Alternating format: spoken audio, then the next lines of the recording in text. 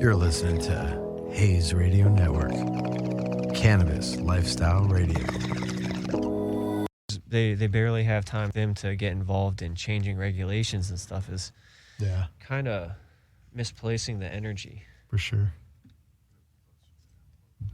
Oh.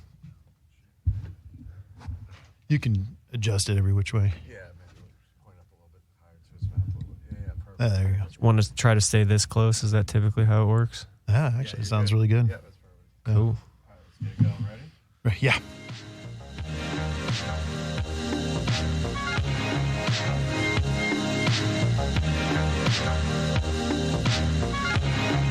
All right. Welcome to yet another episode of Cure to Consumption.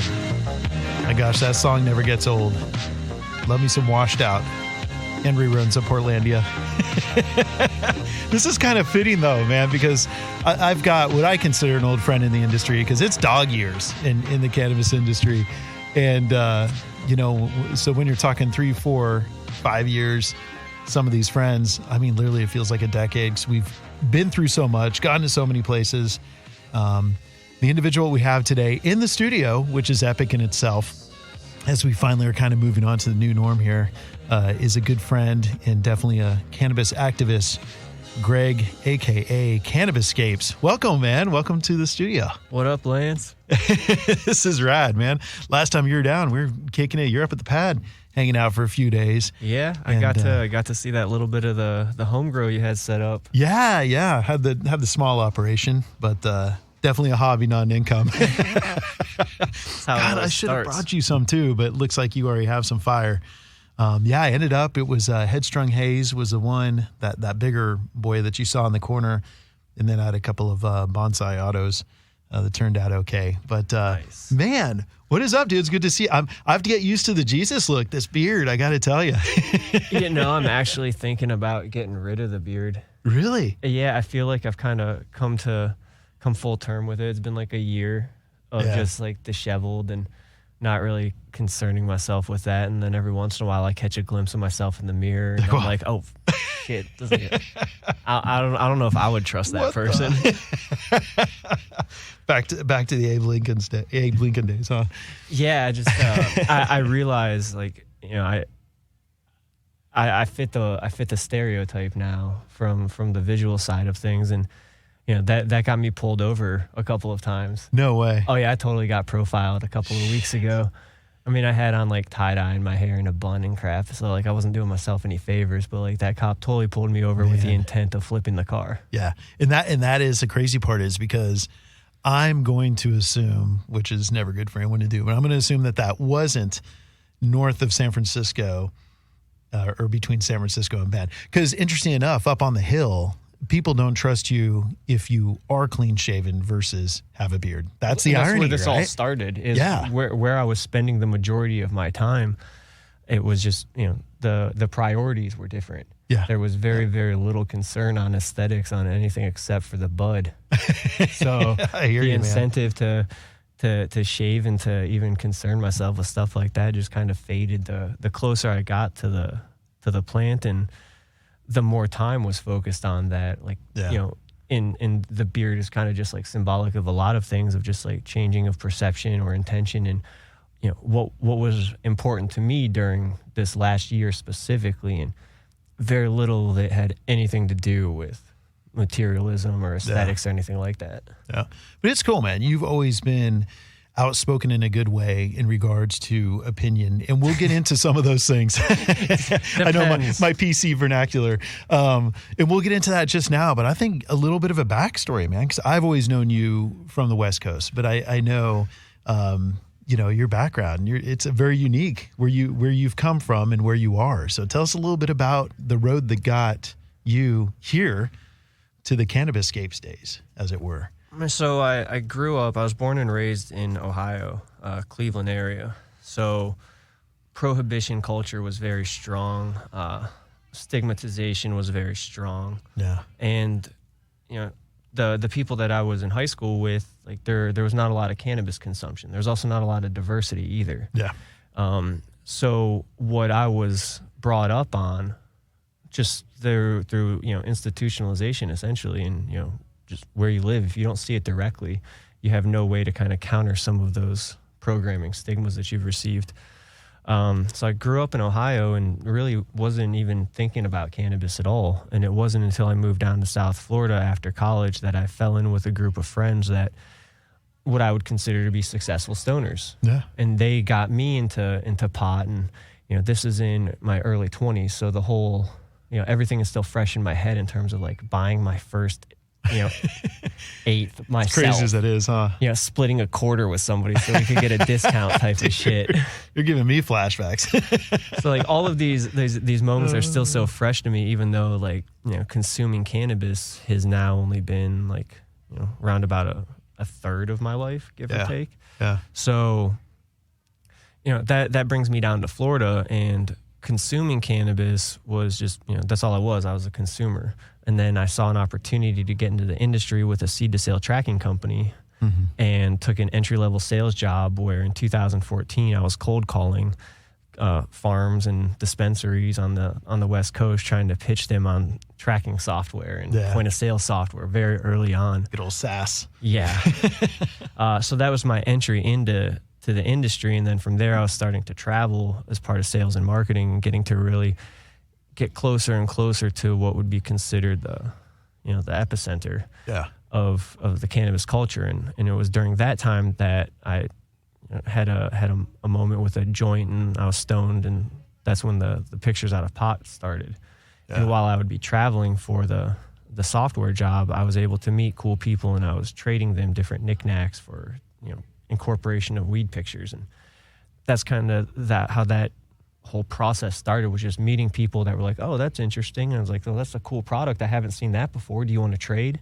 Yeah. And then just kind of worked my way up the ladder that way. And that's kind of how I was able to build the Instagram following initially, was through collaboration and cross marketing. And eventually I was able to link up with some pretty big important brands and do some cool projects that showed me that there was enough open water in this spot for me to keep swimming. Yeah. And, once I kind of established that, I just realized like I'm no turning back. I have to explore this to the fullest, because somebody's going to.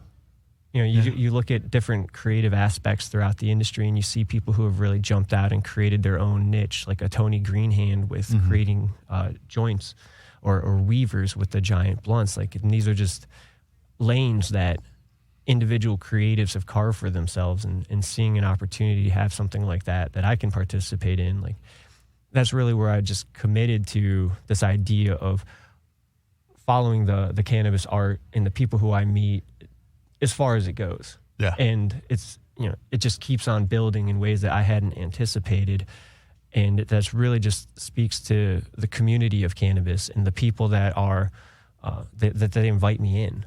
Because without that access, without their inspiration, like I'm still doing this from Florida. So it took a whole community to show me where my focus needs to be. And that's what this last year has really been, and what the direction I want to take going forward is going to be, just to focus on the real culture of cannabis and the people who have brought us here this far, so that the big goal is so that other people in other states that don't have an established cannabis culture, or that don't think they do, before they get steamrolled by pharmaceutical, corporate, this big alcohol, big tobacco. Right, but before these guys come in and just make them buy their weed, show them that these other communities exist, and try to foster that in these other states, so that they understand, like, California regulations didn't just come out of the blue. These were clawed for by activists who showed up at city council meetings every single time that they were available. And this...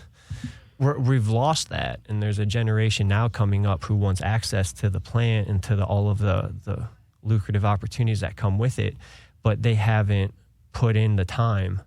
And that's people who are young and old, anybody who's coming into the industry. It's not a generational thing. It's more just a mindset that if you don't recognize where it's come from, and just take Clubhouse, for instance, with people from all over getting in there and talking, like, I'm in Massachusetts and I can't get a job at a dispensary because it's all corporate owned. Like, what should I do?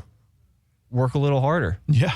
Like, send some emails, send some letters, show up. But like to complain to people who have moved or who have risked everything on the line in California, like you can't complain, because if you want to create something incredible, you have to put in the work. You can't just look across your neighbor's fence and without realizing how much effort the people and the farmers and the activists of California and these other pioneering states have had to put forward. Yeah, it's huge, man. You're spot on. And I've seen that too. And I agree with you. It's, as much as people like to pick on the millennials, which are no longer what people think of the millennial, right? The Y generations come up. Now there's the Z or Z generation behind them. But you're right. It's not just them, man. That's the same thing. I've been a supporter and, been out of the proverbial green closet for years now. And I've been on those calls or at events or trade shows. And you're right. There's people that just literally like, I can't get, like, they almost have like this chip on their shoulder because, I hate to say it, but guys like you and myself and several of our friends, quite honestly, in our circle of friends, do make it look easy, but we're busting our ass. We're just doing it with a smile. And you're right. These people see it and they're like, dude, why? It should be easier. I mean, I had someone who, pick on, but this kid who I mentored a little bit, he's an intern back in my days years ago with Scripps, straight out of college, him and a handful of his friends, we all brought him in as interns. And I looked at this guy pinged me on LinkedIn. It was like, hey, Lance, hope all's good. Like literally the smallest of smallest chat, like hope all's good. Hey, I'm looking to go get a job with Weed Maps. What can you tell me about the culture? And what can you tell me to give me an inside scoop? I looked at the last time that we'd interacted, because LinkedIn was that platform, because he was a professional. His buddies like you and I where we're texting, it was more of a professional stance. 2014. Just like, hey, dude, what's up? Help me get a job. When I haven't even heard from you for 7 years. And everyone knows in the industry, I'm easy to work with, get along with everybody. I'm really laid back. But to your point, it gets a little frustrating when there's people, they're just like, they see what they consider low hanging fruit and want to jump right on it. Because, dude, you did work your way up, and you're similar to me where the industry kind of guided you. And not to get philosophical, but that happened to me when I left the cannabis, opportunity at Weed Maps, opportunity at High Times, and an opportunity at Medicine Man Technologies, all good companies at the time. It was great. And I had friends who are like, oh, why don't you go back to digital? Why don't you go back to mainstream media? And I'm like, this industry wants me to stay. Like, this industry has made it very obvious and evident that they want me to be a part of it. And that's how I feel like with you. We've done stuff together. I've had you out, at an after party out in Vegas during MJ Biz, and, we've caught up in NorCal. And it's kind of cool, man, because you go with it, but you're always hustling. Like, you're always, you're one of those guys too. It makes it look easy, but you're always doing the grind. Like, you're always doing what it takes to get it done, Well, I kind of had an epiphany the other day. It's like, I haven't worked in 2 years, but I also haven't stopped working in 2 years. Yeah. And I'm trying to make an effort to show more of the day-to-day. And it's twofold. One, because nothing in weed is glamorous. It doesn't matter what these farms look like on Instagram. Yeah. I've been there and I see the 100+ hour work weeks. Yeah, what they're doing behind the scenes. Yeah, it's huge. And then there's also the segment of people that they're making excuses for why they're not doing things. Yeah. And so part of what I'm trying to show, like the good and the bad of the entrepreneur's journey, is like, this is the hustle. This is what it takes. Like, and also showing how fortunate I am for the people that I have in the community. Things like when I was driving around the Hummer and the inevitable issues that it would create, but also like the people who came through with me with either a spot to crash or even like farmers changing out the tire on that thing. Oh my God. I would have been so screwed. Like, you came up, what was it? Dude, it's all blur. I can't remember. I want to say it was, I don't think it was Emerald Cup. I think it was Hall of Flowers. And I'm like, dude, do you have a ticket to the show? And you're like, no, I'll figure it out. And you literally camped out across the street in the Humvee. You're on. So you got, for those that don't know, check out Peacemaker. Peacemaker Gear's got this bitchin' ass former DEA, one of only, 3, purpose built for DEA. Love the irony there. You're traveling, and we can get into that just now. But you're sitting on the rooftop, and I had an extra ticket. And that was just like a perfect example. Like, right place, right time, but it's not serendipitous. It's not coincidence. Like, you cognitively put yourself out there, like you're saying, and made sure that you were at the right place at the right time. And man, I mean, that's even... Sort of. I didn't know what I was doing. It's just kind of, to go back to what you had mentioned earlier about like just going with it and hustling, is that's really like, that's when it got I don't want to say easier, but it definitely got better is when I stopped expecting things and I stopped predicting what was going to happen. And I kind of just said, like, I'm going to trust myself to navigate whatever does happen. Yep. Out there. And when I started doing that, it was just kind of, I feel like I'm rolling from opportunity to opportunity instead of like trying to chase something down. Yep. And the big lesson in a lot of this has been patience. And it's like the most painful lesson, because there have been moments on projects where my patience was, my lack of patience was not, I was called on it, or just it comes up and it's just like, if I had literally waited 10 more minutes, I would have gotten an email response that would have been more positive than the one that I generated by like trying to What's up? What have you got back to? Yeah. And then conversely, I've had moments where I thought I needed to push, and then I just practiced patience, and literally the universe rewards that patience almost instantaneously, to the point where I'm like, you son of a bitch, like, and it's just those things happening over and over again. Yeah. It's a lot of these things that you hear other entrepreneurs say, or other kind of like more spiritual people say. Like, you start believing in these things because you start experiencing them. And when you're not experiencing them, you're not in the position to experience that stuff. And you're not ready for those lessons. Yeah. You can read about it, you can YouTube it, you can do anything you want. But if you're trying to be an entrepreneur in anything, like, you have to just go receive the feedback and then adjust the approach afterwards. Like, you can't assume what the audience is going to think. Definitely. We all work ourselves into echo chambers and sycophants and people telling us what we want to hear because it feels good, and then you go out and you drop something to the public and they're just like, no. Crickets. And then so that's something with the art, with pictures that I think are going to hit, and they're coming out and they, in my opinion, flop, and others that I just put out because it's an experimental thing and people really respond to it well. And if I had these preconceived notions of this is how I'm going to do it and this is all I'm going to do with this opportunity, I would have been closing so many doors before I even like walked down that hallway. Yeah. And that's the good point with the doors. So getting into where this is taking you, and then we'll get into the what, but the where is pretty dope, man. Cause again, I know you were working the circuit.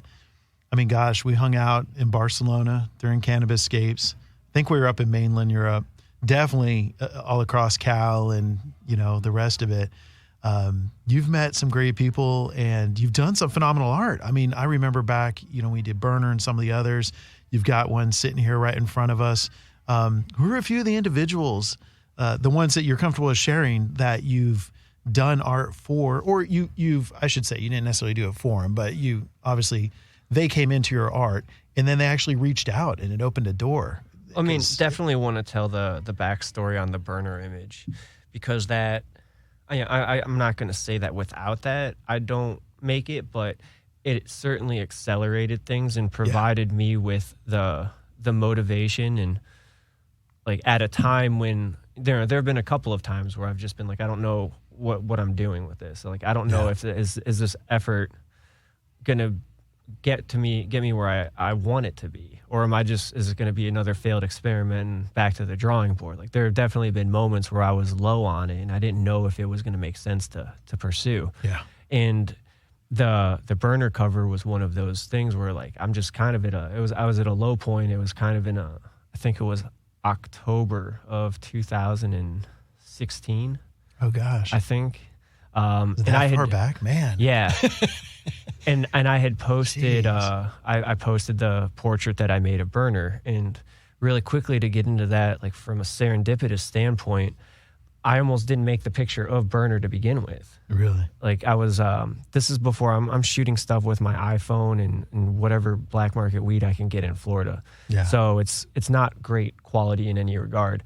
But I had met somebody through Instagram that had they had their own grow. They're a professional photographer. Like, and I had seen their pot photography. That's how we connected. Oh, okay. Gotcha. And this person, like countless others, made the mistake of inviting me and said, "Come on up for the weekend." And I'm like, I mean, I'm the wrong person to offer that to because you know. You will. Like, he does, people. Yeah, if you offer me something, I will show up. You do, man. Sometimes so with notice, other times like with less. And I'm a really bad texter in that regard because in my head I hit send, but that conversation didn't happen. Oh my gosh, man. So I got invited to go to Toronto, and I've been to Toronto before. I'm growing up in Ohio. We've crossed that border before, so I'm like, okay, yeah, I got that. I'll fly to Detroit. I'll hop on a bus, and I'll do what I've done countless times before. Except this time I'm high. I took an edible. Oh, jeez. Short stories. I got on the wrong bus in Detroit, and I'm watching like on the GPS as I'm going the opposite direction of the Canadian border.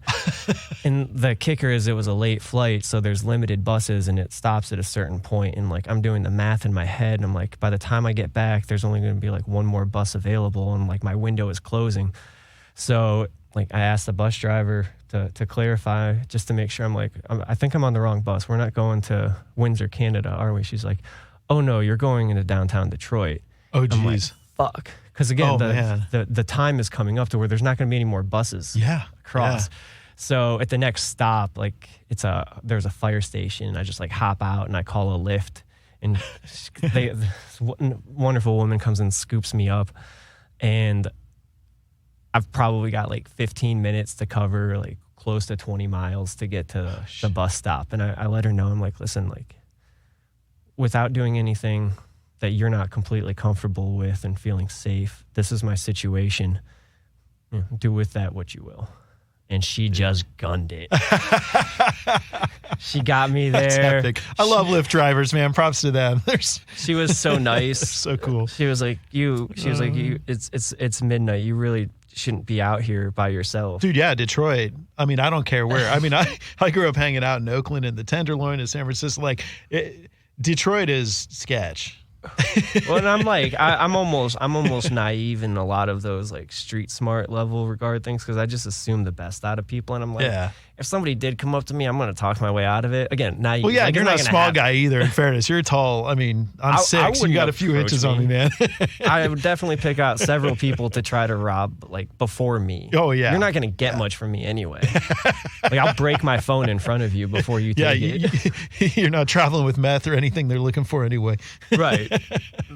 Dude, so you made it. So assume you made it because I know we'll get to the proverbial rest is history. But dude, I mean that was something. Yeah, that was just an adventure in itself to get there. And so the whole plan is I'm going there and I'm just going to spend a day. Like it was a 36-hour trip. Yeah. And I'm just going there to bang out pictures. And I have like a list of pictures that I had kind of prepped in my head. And before I left, one of my friends at the software company, he's like, let me see the list. And he adds at the bottom, burner. And I go, because I got like, Willie, Snoop, Dre, Tommy. But you guys can find all these, by the way. If you are not following Cannabiscapes, definitely. I mean, IG, you have got some phenomenal art. So sorry, just had to do it. No, that was a great segue plug. That was fantastic. Because every time something pops up in my feed, and just proud of you generally just being friends, every time I see this. But what craziness that he almost didn't make the cut, because these are the kind of stories that, you hear in history, right? Well, yeah, it was in, this is my buddy who suggested it, and he's going to come up in another story too.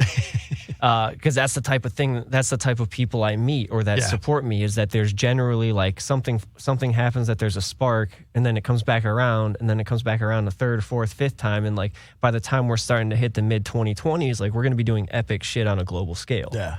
So like this is one of those guys. It's lining up. And so I go up there and I'm making the pictures, and this is just like a long day. I'd never done anything like that much work at any time.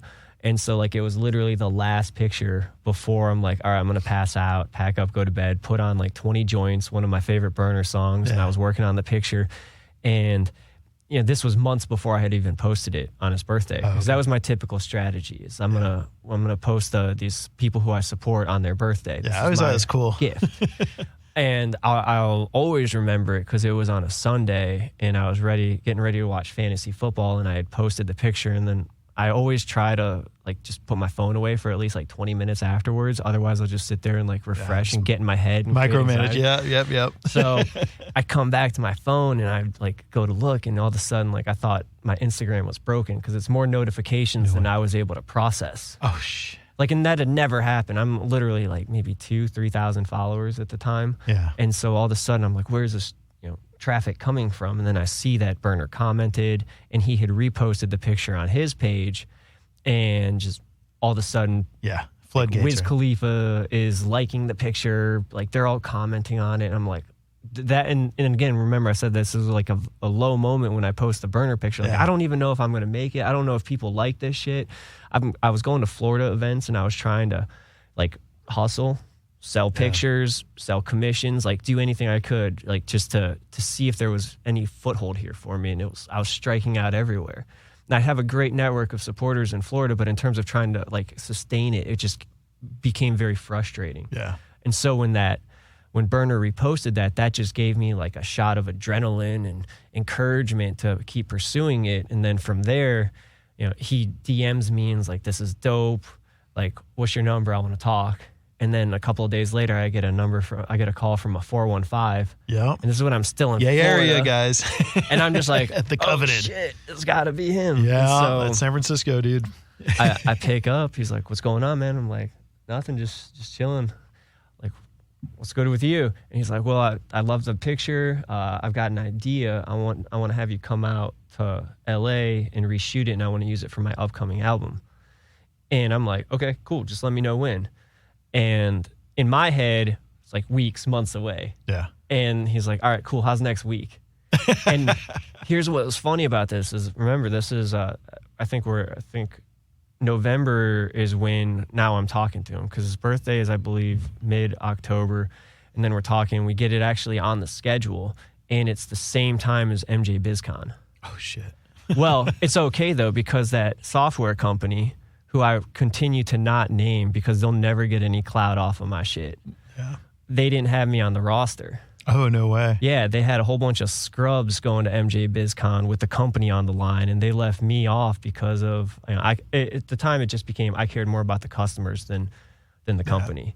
Which is crazy, right? I mean, I know. I've been in that situation. Well, and that's why that company's falling on their face, and that's why, having had the technology aspect of the industry by the throat in 2015, and to fail on that scale, like at this point, it's just comical. And I just watch them go through another stock conversion and dilute half of the value again. Like, you're all suckers. Yeah, dilute. That's how karma works. So I wasn't going to be going to MJ BizCon, so I just took a couple of days off, and I flew out to Los Angeles and went up to Burbank and going to the studio, and that was a whole other crazy experience because they got all the plaques on the wall from like Snoop, Dre, Eminem, and I'm just like, who has been in this room? Oh, yeah. And it's just legends. And then they're like, all right, cool, we're going to set up a camera, and like, we want you to just make Burner's face again. Yeah, your time-lapse stuff is dope. When you're doing these and you time-lapse them is freaking epic, man.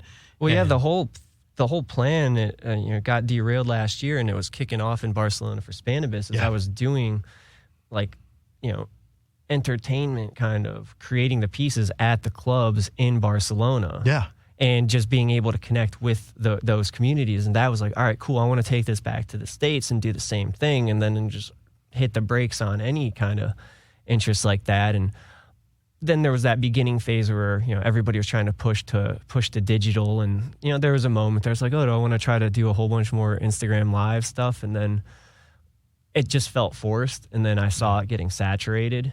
And it's almost like where we're at with NFT artwork already. Like, oh my God. Everybody's asking me, like, are you going to do anything NFT? And I'm like, no, I think I've missed this wave, and I'm okay with that. I want to just kind of sit back and learn and be prepared for when this comes back around again. Yeah. But right now it just seems like a paper chase and a way to dilute your personal brand and just like chase something flashy, which, I'm finally feeling like I have direction.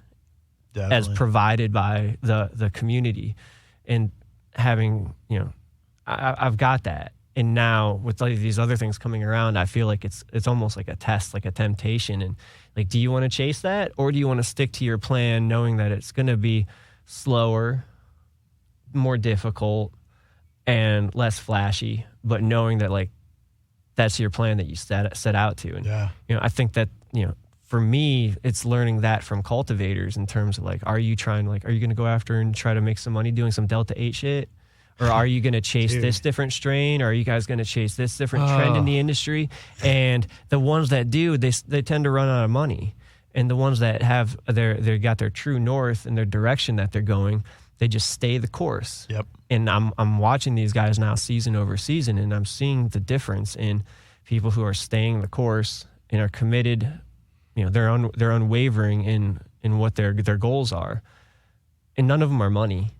And I think that that's where like the big diversion or the big distinction between who's successful in cannabis and who's not is, yes, there's money to be made, and a lot of these people, that's what attracted them to them. Yeah. But at least the ones that invite me in, I see so much more than going after the money. They're looking at ways that they can just sustain their lifestyle and their community. And when that's your goal, it's really hard to come in and tempt somebody and be like, oh, well, we're going to make you, famous. We're going to do this for you. We're going to get you in all of these stores. And they're like, what makes you think I want to be in all those stores? Yeah, that's a true. See, you're talking about the guys that I grew up with. Those are the guys that I grew up with that, to your point, it's like, you don't understand. I want to continue to pursue my passion. I'm not trying to get rich. I'm not trying to the next trend. And that's I always references the trendy triangle strains. It's exactly what it is. And I mean, I have a buddy who he's been pushing forbidden fruit several seasons now, and that is his top. I mean, he's won awards. He's done phenomenally well. Huge props to him. Another friend, one of my guys that I passed genetics along to, he's been pushing Mac. He's been loving Mac, and Mac's his thing. He's like, I'm not going to keep chasing all the desserts, right? As we call them, the fruits and the berries and the gelatos and the cakes and to your point, the thing that always baffled me with the ones that are constantly like, because it is, for those that don't know, and I know you know this, Greg, you enthralled yourself in the industry. Every year it's this cycle, and it's cyclical. And every year, all the new strains come out, all these cultivars, and a lot of great genetics too. A lot of great guys collabing between the West Coast and Spain specifically, and just some OG stuff that's getting married with some new school stuff. But it's this craziness where people are chasing what is the latest. Right? We saw it with Skittles, we saw it with Runts, we saw it with cookies, we saw it with wedding cake, we saw it with ice cream cake. And that is insane to me because every plant is different. Every plant is unique. You have to learn the characteristics and the style to grow that specific cultivar. So it's like mastering an art, but the problem is it's a slightly different art every time you go back to practice it. So I get what you're saying, because there's guys, I'm like, how do you know how to grow this? This is your first time getting these genetics. It's going to take you 2, 3, 4, or 5 rounds to really, really get that thing tweaked to what you're comfortable with. And do you have the time between now and the next trendy strain that comes along, Well, and so that brings me to this kind of crossroads that I'm on the other side of now, which is time spent educating and inspiring people who are new or not doing well to do better versus fuck them, figure it out. And for a long time, I was trying to just be like, no, there's a spot here for everybody. Like, you guys have just got to come and meet us halfway. And now I'm like, I'm not moving an inch. And I don't want my friends to move an inch either. If you want anything from us, you come all the way. There's no 50-50 anymore, especially after being considered essential business and keeping the coffers full for the last year. The government can kiss my ass. Like, don't ask for a damn thing. You don't get a damn thing until we address some of the problems that you've created for us. Because right now, I've got friends that are now community leaders. I mean, they always have been, but now they're recognized by, a lot of it comes down to like the OGs of the area that are from other industries, be it like cattle farming. Some of the wine people are even coming around because they're looking. They're saying, man, these guys coming up, these people who are tending to the land now, they're good people. Like, I've watched them grow up. I didn't know that they were doing this pot shit, but now I see who you are. I see what you're doing for the community. And they're starting to give them the reins to some of these areas where it's a couple landholders hold a lot of the cards, and there's just nobody to turn it over to. There's no next generation coming up that's going to carry on their way of life. And now they're seeing, damn, these pot farmers, like, these are actually some of the best people that'll be able to protect a community. Like just using Mendocino as an example. Like that's a good example. There's a lot of short buildings going up there. There's a lot of wood frame buildings going up in Ukiah specifically, and that's very concerning to me as to what the longevity of those types of units is. Yeah. And who's approving that? Are these people that are looking like what type of community is that gonna attract? The Triangle specifically has got this opportunity to just become an educational powerhouse for regenerative farming and keeping things close to the earth. Yeah. It also has the opportunity to just whore itself out as the Las Vegas of weed. Like, just you can come here because we're the first ones, and it just becomes like a tourist attraction. And that's what big money wants to create. They want to create a Six Flags type of thing, like a weed world. There's little things. I mean, they dredged, for those who don't know, Eureka. I mean, there's a harbor right there between Eureka and Acadia. I mean, they dredged that to be able to bring in cruise ships. That could be a stop. There could literally be a cannabis cruise ship that could hit every port from here through Canada to Alaska and hit up all these different cultivars. And, there's people that are thinking that way. But this is a good opportunity to mention that I own chronicruiselines.com. Dude, you're like me. I'm always, in half the time I'm high. I need to get that URL. Yeah. If you grow, .com. I just bought that one night. And I was like, dude, you get that. Like, if you grow, like, I've been sitting on some for a while, and like they all just came due. So they're all fresh in my head. Like, I just got the receipt for like 15 domains which is not cheap because you don't get any coupon on re-upping. I'm ahead though, because I sold off AfriCannabis.com a couple of years ago, and that put me in the green for all my domain investing. Oh my gosh. Yeah. There's a lot going on down there.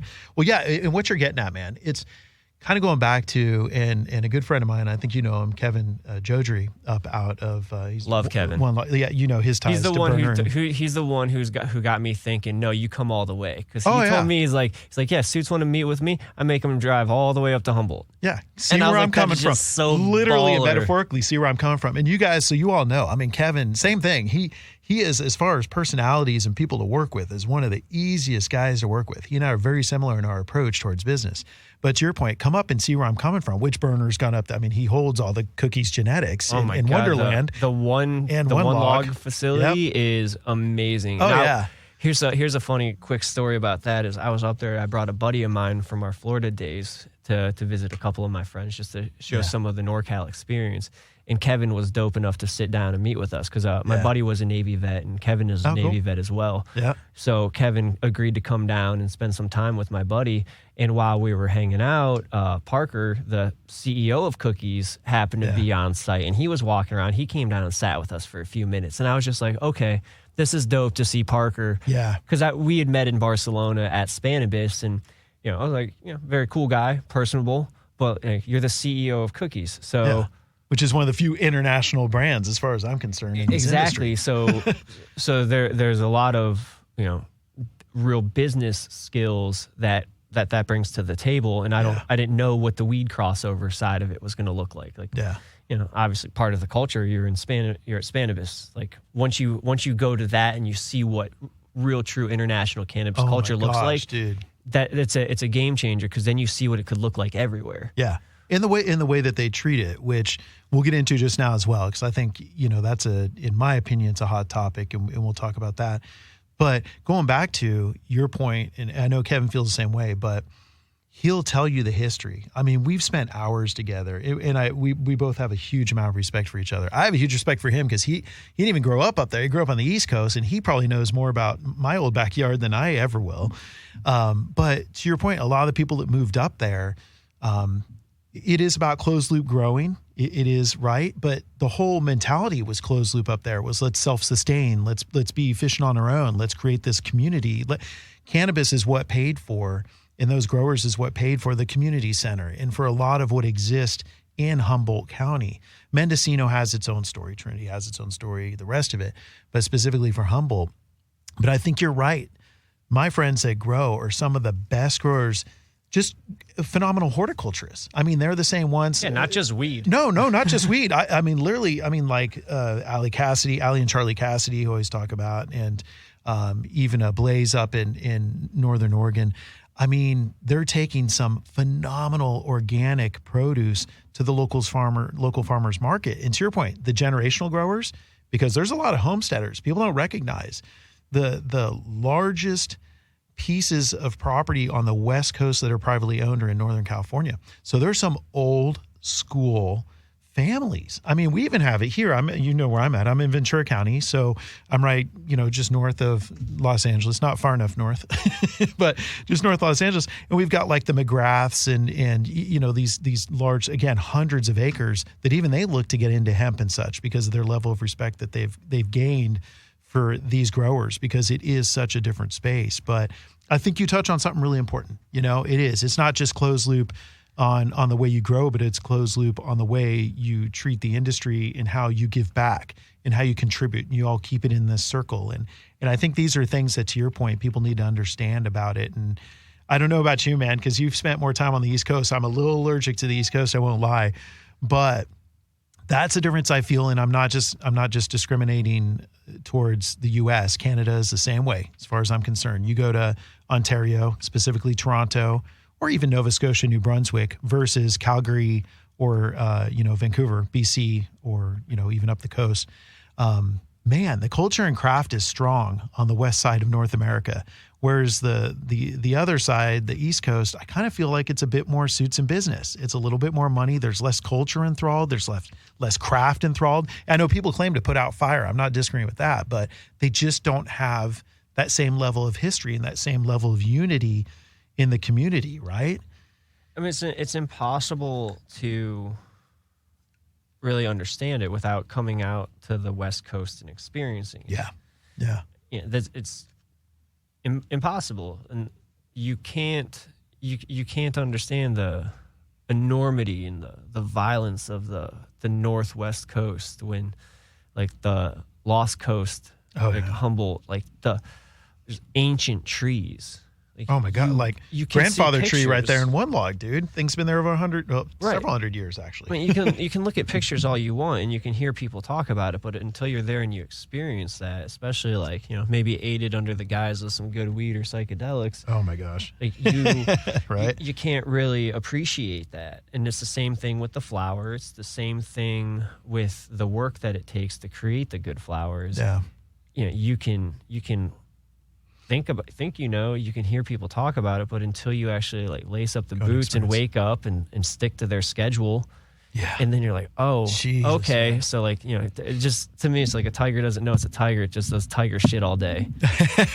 That's a good way of putting it. I show up and I'm just like, Jesus Christ. Yeah. And that's when I look at these multi-state operators or these corporate people, and I'm like, you're so fucked. Like, you're just a lamb to the slaughter.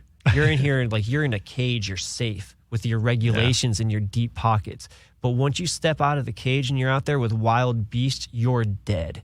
And it's going to be bloody, and that blood is going to be your money. Yeah. I see a lot of really nice greenhouses up here. Dude.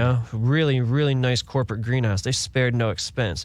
My buddies are going to blow them bitches out in a couple years when you go out of business. Well, same with the indoors, man. I mean, the average now, 30,000 square foot, I'm seeing 10 million spend by the time you're done with the fertigation and slider rack systems and, silly and to cure do room all and that your bank. For indoor that people won't pay a ticket for in 2 years anyway. Yeah. It's going to be all greenhouse, and then the highest price pot, in my prediction, calling it now, is going to be full-term outdoor weed from the Triangle. Oh, well, imagine that. Trivial, right? Where it all began in the true, I mean, again, I tell people, I disclose, I know I'm old school. I know I'm not some young buck, and I have respect for the indoor genetics guys and the indoor growers. But I agree with you. I mean, outdoor is the coveted, because there's something to be said about the phenotype, because, again, we talk about genotype, phenotype, chemotype, right? From start to finish, seed to social to consumption. And, man, I mean, I taste the difference. I mean, one of my growers, one of my buddies, he actually, I remember Johnny Ray, props to Johnny's farm. Yep, and several times this year. Yeah, you know him. He is freaking mad scientist, brilliant. And I remember a few years ago, he brought down a wedding cake, and he always would bring a dozen jars, right? He'd always bring me a dozen mason jars, and it'd be his season, which I loved. And he knows how much I love. We geeked the heck out. He brought out 3 quarts, right? So he brought out 3 mason jars, and he goes, check these out. And I grab each bud and smell it, look at it, this and that. And I'm like, this is mine right here. He's like, that's the outdoor. This is all the same genetics. It's indoor, greenhouse, 100% outdoor. And he's like, I knew you'd pick the Frosty. He's like, I knew you would. I'm like, dude, the nose on it. Like, you can just smell the terps. Like, you can literally smell the profile on that thing. And again, all of his stuff is fire. I naturally, because our bodies know what we like and what we don't like, and what we enjoy and what we don't enjoy. And that's just naturally what I'm attracted to. So I definitely would agree with your prediction of outdoor being the coveted versus indoor. I mean, do you prefer aesthetics? Do you want a bodybuilder, or do you want a CrossFit athlete? Yeah. And the bodybuilder's great, the perfect environment. I prefer a little nuance. Yeah. You know, if that weed survived fire season, I'll pay a premium for it because I know the stress level for that farmer. Yeah. And for that plant. This is not meant to disrespect indoor, but part of it is just like, I'm not paying for you to live in Southern California. Yeah. Like, and that's what a lot of it is the cost of input to cultivate indoors, because people want to live down here and not live up on the hill. Yeah. And some of these guys with their, I mean, I had a friend, never story, but I had a friend that came out, and he's a consultant. He is working for a large international supplier of product in the ancillary space. And he toured about a dozen indoor grows before we both spoke up at a panel in Reno a few years back. And he's like, it's insane. He's all net cost per pound, $800 to $900. I'm like, dude, did you visit non-for-profs? Were they like 501c or something? Because they're making no money. How can you, at $900 net cost per pound, because at the time we were low. National average I think is up $1,400, but at the time, I mean, literally national average wholesale was under $1,000. It was insane. I mean, especially with what's happening with greenhouses, light-assisted greenhouses, and just technology in general, as farmers they're less afraid to be out there working their new tech and trying stuff out. I mean, it's going to happen eventually, I think, just because there's only an amount of cannabis that good farmers will be able to produce in the triangle. Yeah. Like, we're nowhere near that. Like, let's see how we can saturate it first. But at a point, take somebody like a Ridgeline Farms, who's back-to-back Emerald Cup winner. Dude only wants to grow so much weed. Oh yeah, and so it's the macro, man. So at that point, for the win. ticket goes up.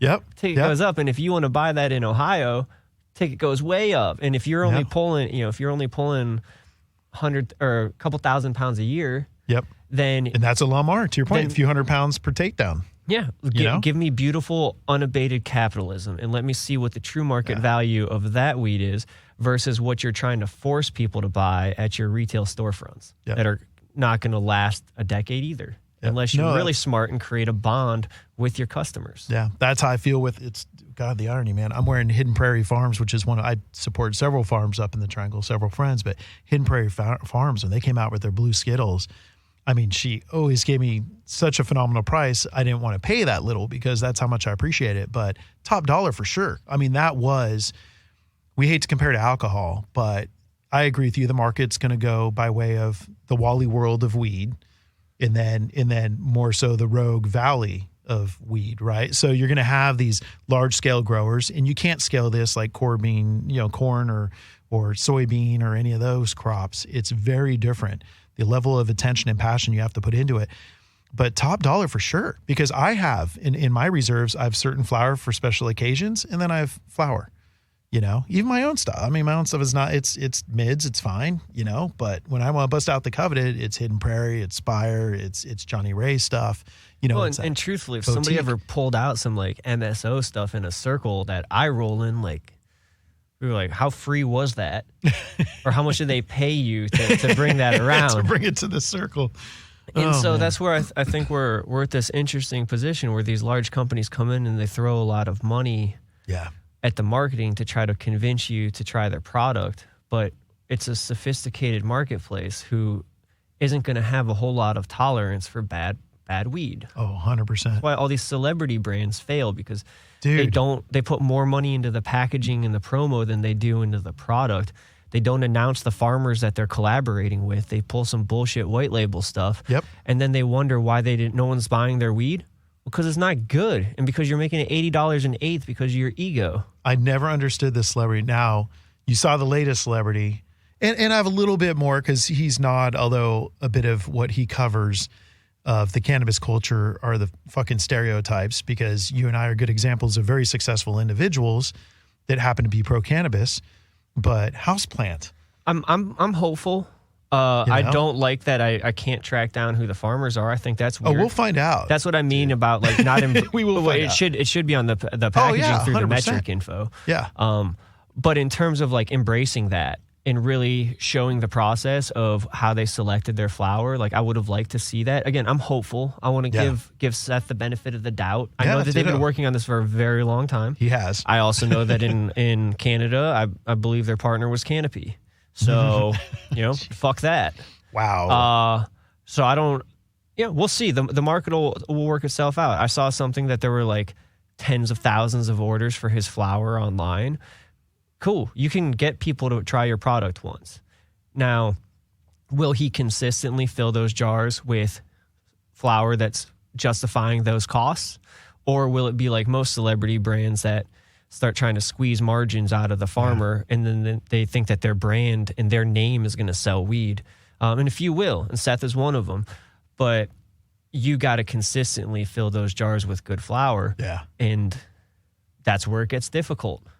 No, it's 100% true, man, because at the end of the day, you're not smoking the jar. You're not smoking the label. You're not smoking the celebrity. You're smoking the flower in the container. So I'm 100% with you, and I agree. And I've had some, it's like $3 Chuck. I know a lot of folks out there love the wine. I don't drink alcohol anymore, but I know for those that do, the wine, they know what they're getting. And for $3, they actually know they're getting a little bit better than what they're paying, but those expectations have to be aligned. To your point, you can't just put your name on it and this is some badass fire because I supported cannabis back before it was cool. Well, yeah, that's a different.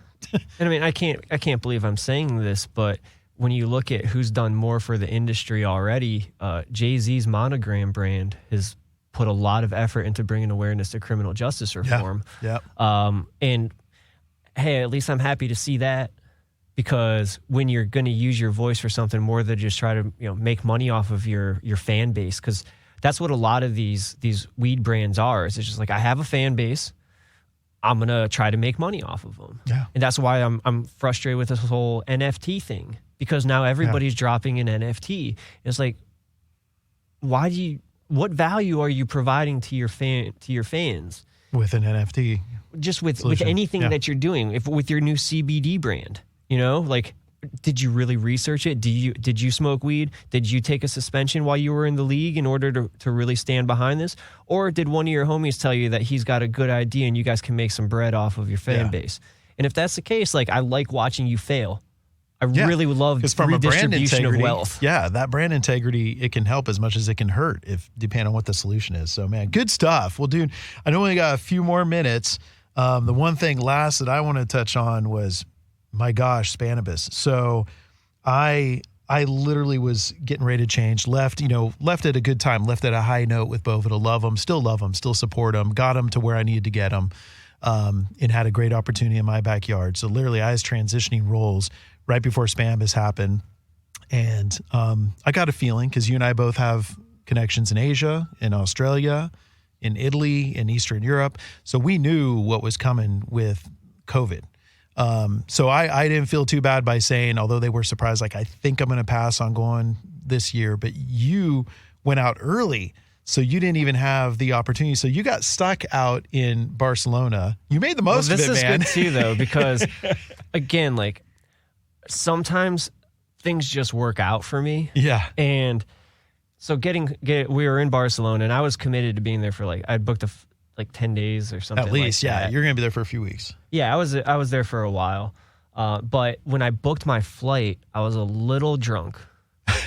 And because I was a little buzzed, and when I booked it, it was from San Francisco through London to Barcelona with really good times for like $326. Oh yeah, you can get killer deals. So I book it, and this was like December, so it was probably like around my birthday, which is why I was a little buzzed. So I book it, and like I was so shocked at the price, how cheap it was, that when they offer you that trip insurance at the checkout, I actually like for $16 or $26, I said yes. Nice. I was like, smart, my mind told me that was going to protect me down the line. Like if they were like, oh, by the way, that was just the taxes, you actually have to pay another $1,000. Because you get cheap, dude.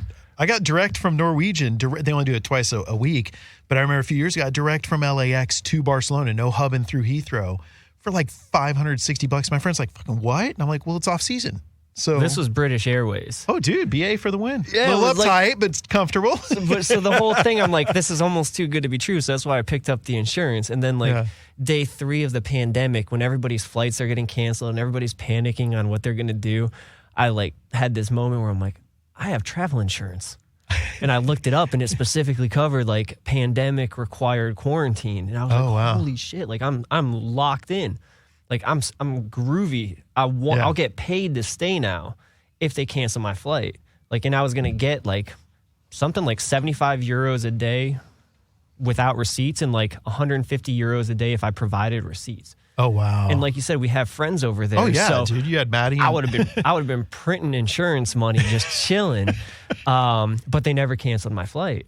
But we did make the most of it. I mean, in terms of like, I have zero regrets on the trip. And it was one of those things, like, it was very controversial. Yeah. Like people who went versus people who didn't, and how all of that stuff is going. Like, but you went a little bit earlier than most of us, so you kind of got stuck. But I mean, that is a beautiful city to be. There's a reason why the Romans and the Greeks and everyone blazed through that town, dude. I mean, it is the destination. I remember, because I usually do a tour, and I think so. Not last year before, I think it was. You know, I had meetings up in Amsterdam, the meetings in London, then I had to head to Israel for Cannabiscapes, and my flight, I kid you not, from Barca to Dam, all tours from Holland.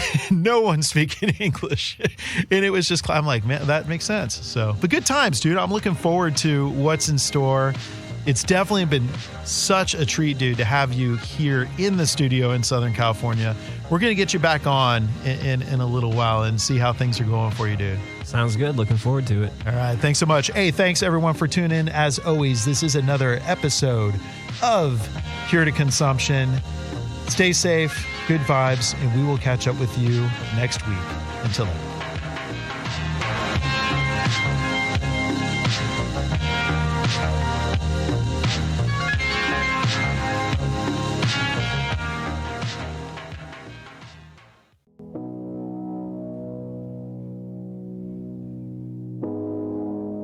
You're listening to Haze Radio Network, Cannabis Lifestyle Radio.